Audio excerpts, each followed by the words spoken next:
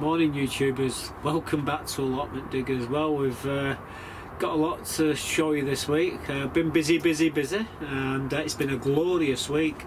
Some temperatures absolute crazy. I mean it was 10 degrees last night here.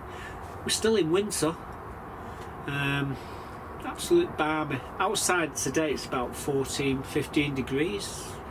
There's a bit of a about 5 mile an hour southerly wind blowing. Looking at my flag outside. Get yourself a flag, guys. You'll never worry about which way the wind's blowing. You'll know exactly the way it's blowing. And quick look up and you know which way it's blowing. It's, like I say, southerly wind today. It's not very strong, but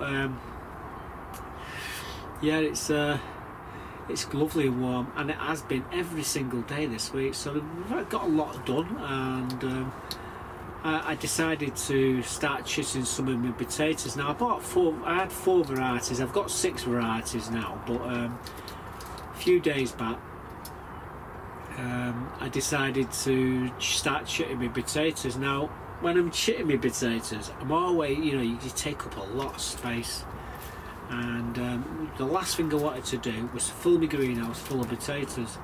However, I come up with a cunning plan, as Baldrick would say. Cunning plan. And I've got these blue trays, and I've also got these egg trays where you can put 48 eggs in.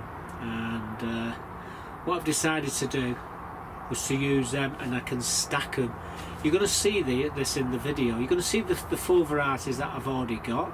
I have got 2 more varieties in the car, which are Cara and Santanta. But the ones I'm going to show you me chitting, are you going to see right now. So check this out. Hi guys, well today I'm going to show you some of the potatoes that I'm going to be chitting.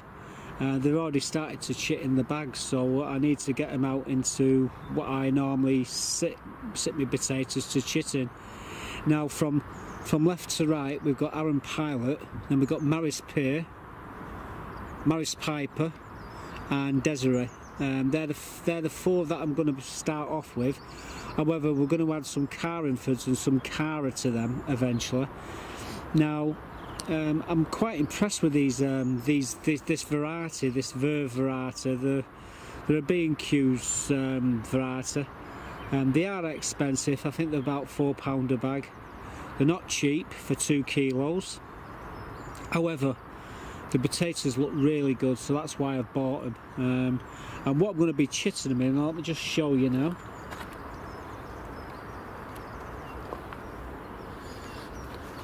We've got these things here now. What they are, the little trays, and we've got egg cartons. So what we're going to do is sit the potatoes in each of these and let them chit away nicely. We'll put some fleece over them. That way, because we've got them stacked, air can go through them, and they're not taking up such a massive space in the greenhouse where I'm going to put them. So I'm just going to get some of the potatoes now. I'm going to start to stick them into these egg cartons, but these are perfectly fine for putting your potatoes in. So I think what we'll start off with is with the Aaron Pilot. So let's show you what we're looking for. Now these are the chits on the ends here. I could have picked better ones, but yeah, it's simply sticking them in like I want to stick them in like that. That's the perfect chit. Just 2 chits there. Again, stick them in like that.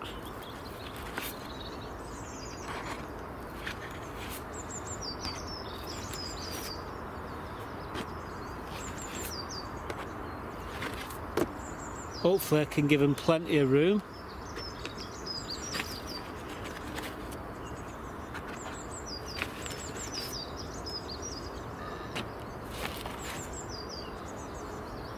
There we go. Stick one there.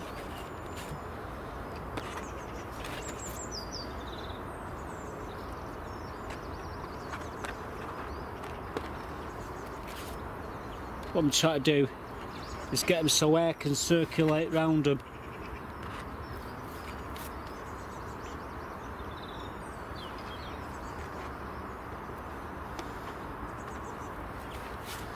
Some nice ones here, pretty big as well, unfortunately. It's just typical. So there we go, these, that one there, that one that,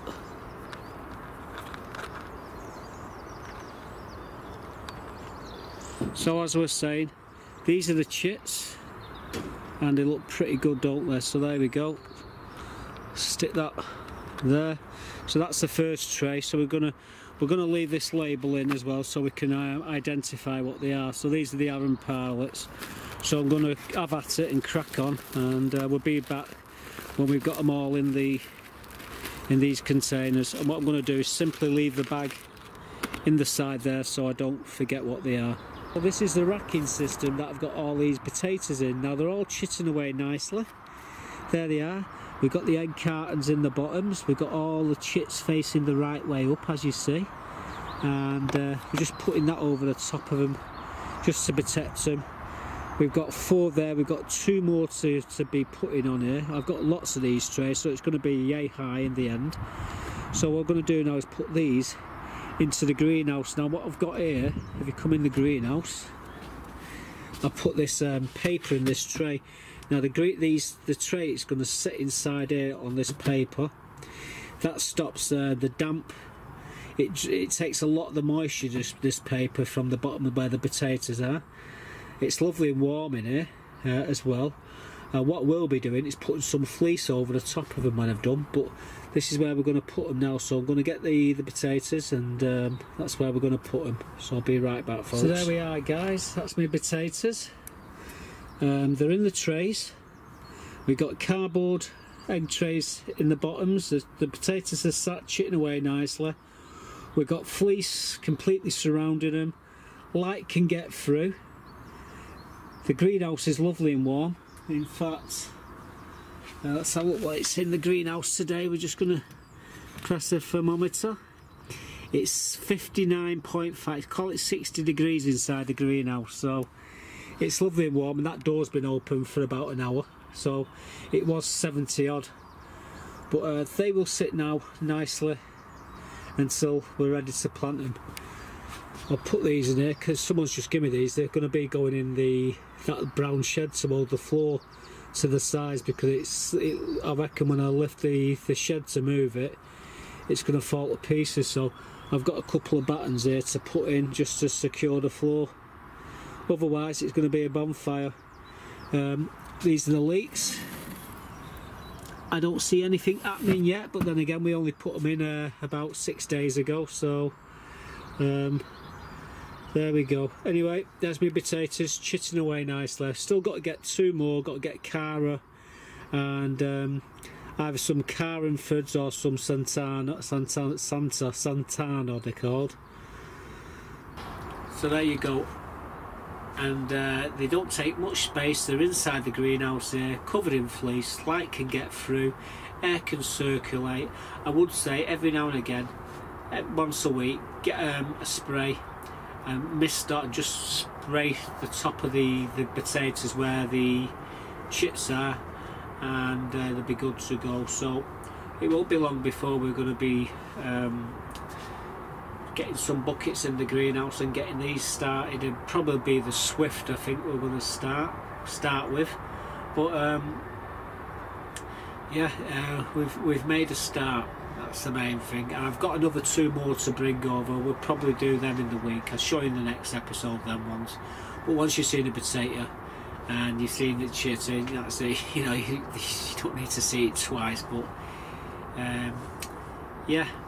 Anyway, the next job was to sort the strawberry bed out. Now the strawberries have really took a good hammering. Frost, freezing weather, and all the leaves, 90% of the leaves was crispy and dead. I got in there and started to tidy them up, but when I looked at the strawberries themselves, I realised it was too far gone to even savour one of them. So at that point I decided to take them all up. I had to be very careful because I've got some tulips and some gladiolas in that bed. They only come out about 6 inches from the board, so trouble was the runners had actually grown right up against the board, so I had to be very careful in taking them out. Anyway, I've put a video together to show you me doing all that. After we cleared them all, what I decided to do was to use some spent potato compost, which we had all stored at the back of the plot. This is where the plan was, to use this and get it all used before I need the buckets again. However, as we was checking the buckets for tiny little potatoes, I come across 2 buckets that I hadn't actually done a reveal with. Anyway, you're going to see the potatoes, the result of what we pulled out of 2 buckets. So this was a little treat as well. But you're going to see me actually building the bed up with compost, and we'll level it all out and we'll show you what it looks like when it's all done. So here's the video. This is what it looked like to start off with, and you're going to see what we ended up with. Well, come on this morning with the intention of saving these strawberries, but I was just looking at strawberries, guys, and they look terrible. And you can't paint a new face on an old door, so what I'm going to do, take all these slug traps out, and I'm going to take every last strawberry out. I've got to be careful because I've got a load of gladiolas and tulips coming down the edges here, but I will be winkling the strawberries. The strawberries are going right up to the boards now, so I've just got to be careful. This side, I mean, 90% of it I can just dig them out. It's just around the boards here where the bulbs are. I've got to be a bit careful. But yeah, I'll show you what it looks like when we've done it. But every strawberry is now coming out. I've decided, I've made the decision, and out they come. So let's have at it. So as you can see, we've took all these strawberries out. We started to take a few out. They look really, really raggy where we was cleaning them up, and they was too far gone, to be quite honest with you. And well, I might put some more strawberries back into this bed, I don't know, but at the moment it's laid bare, there's nothing in it. I'm just gonna get my tiller on it shortly and give it a good cleaning up. I'll have some more compost and fertilisers and stuff like that into the bed, and then we'll think about what we're going to plant into it in a few weeks or so. Probably put more strawberries in. I just have to see if I can find some. They're not exactly cheap, strawberries these days, they're quite expensive. But yeah, this bed is all ready to go. You can see we've got a load of tulips coming round the boards, and there's a load of gladiolas around the boards as well. We've kept away from the sides. 6 inches out we've kept away from, because that's where most of the flowers are, but everything else in the middle is good to go. We can plant anything we want, so that's what we're going to do. Well, what we're doing here, guys, is using the spent compost from the potatoes to build this strawberry bed up where I've removed all the strawberries. Okay, in the process I found 2 buckets of potatoes. I've not bothered to weigh them. There's some red skins there, and there's some, well, I do know they're Penton Javelin. So yeah, got about £10 of potatoes out of 2 buckets there, but I didn't even know I had. But I'm putting this soil into here, and I'm going to rake it all flat now and top this bed up ready for the growing season. So I'll set the camera up and show me raking it out and levelling it all out. Okay, but there's the result.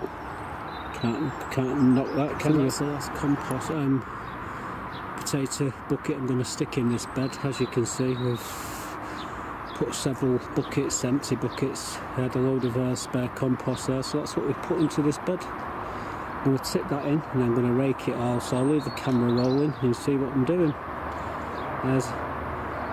And then this bed's almost good to go. Have some bloodfish and bone in here later on, I think. But for now, I'm just going to rake it flat and see what we've got.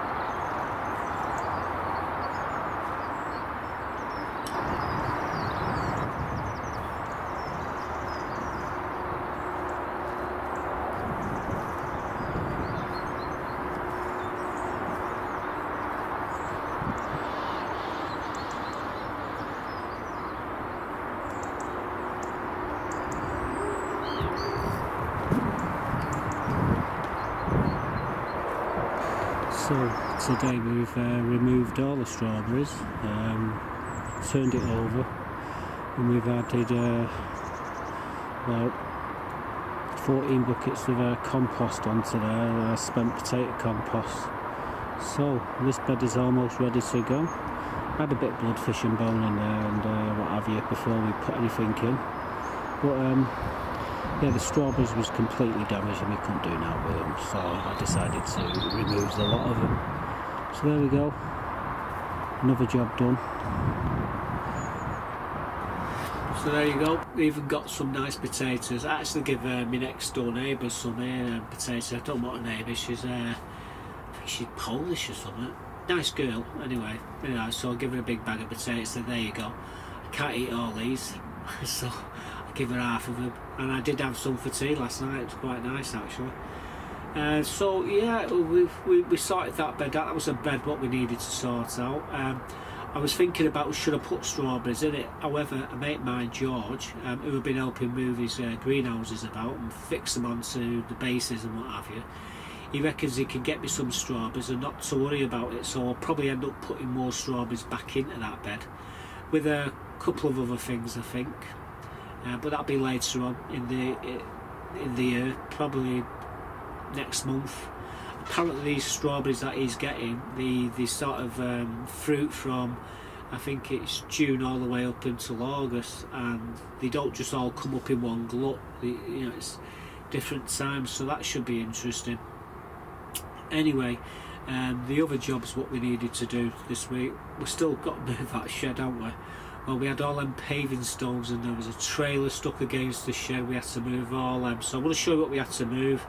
I'll show you where they are now. I'll tell you a little bit more about what needs to be done inside the shed before we move it. So here it comes. We actually cleared the brown shed. What's in front of it. Well guys, I'm going to try and move these round the back out of the way today so we can clear a bit of a space for this shed to be moved. However, before I do that, I've got to move, there's a bit of a trailer around there as well. I actually need to move this trailer out of the way as well. We'll have to try and push it right up the back up there out of the way. It'll stop me from getting down my path, but it's the only place I can think of putting it which ain't going to be in the way.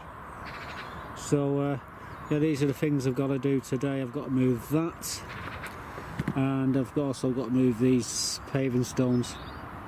I can move the paving stones to the side there, but I need to move that further down that way. So that's what we're going to try and do. So we'll be back when I come up with a plan. So we've managed to push that trailer thing down there further. So we've got a space at the side of the greenhouse. The only thing is, there's these paving stones, and well, that leaves me with a dilemma. But I think I can move them from here to there, out of the way, so we can get down the side of this Remember, I've still got to get inside here to fix it. So once I fix the inside, we can lift the whole thing off and then walk it up the path across onto the path over there, onto the plot over there. That's where it's gonna go.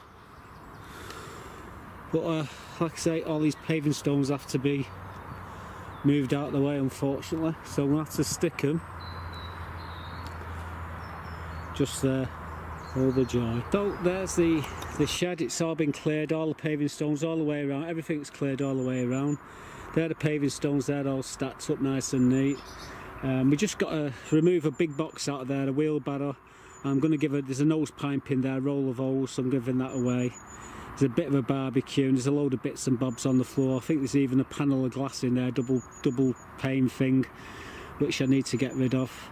As for that, once we moved it, then we can put the other shed in its place, and yeah, we're good to go. We can start kitting it out.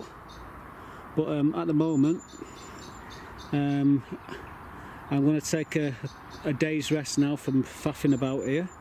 We'll come to this. I've got some bits of wood what I'm going to be screwing on the inside to the floor and to the inside, just to hold it all together, because I'm sure if I lift it, the floor will stay where it is and the shed will just lift off it.